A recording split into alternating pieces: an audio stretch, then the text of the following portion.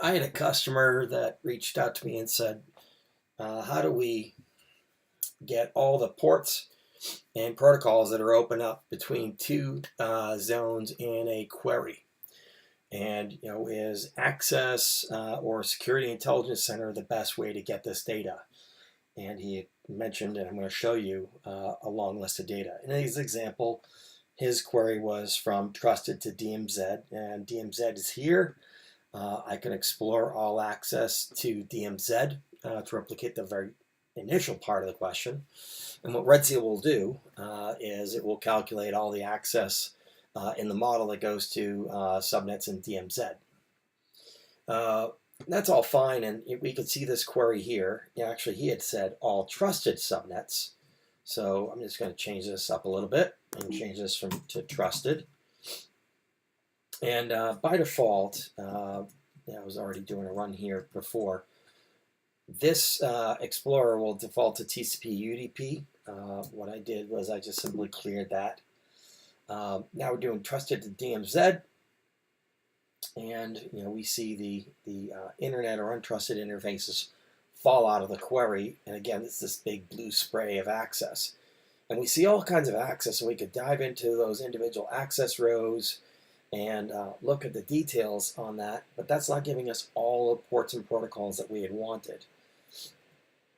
I mean, if we chose this and we go over here, I mean, again, we get all the details, and what he really wants is a summarization of these lines. So could we get that from an access query? Well, the access query is very similar to what we asked with Explorer window, except that access queries in Security Intelligence Center do not have protocols filters enabled by default. But in reality, this is just going to run the query that we just did here. The better place to answer that question is with zones and policy. So I created a zone called DMZ. I added my DMZ subnets to that.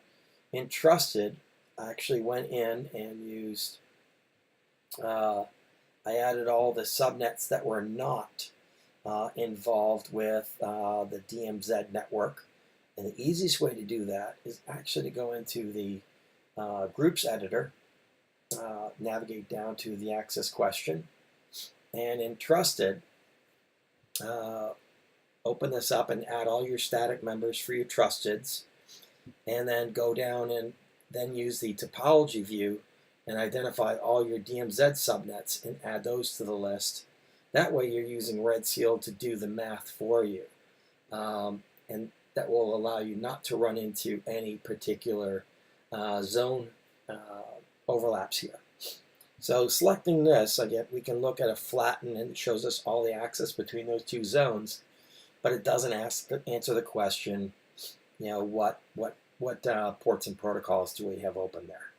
So I'm going to pull up, I created a report using the Red Seal report editor, create a new policy compliance report, and simply pointed it at the particular access question report.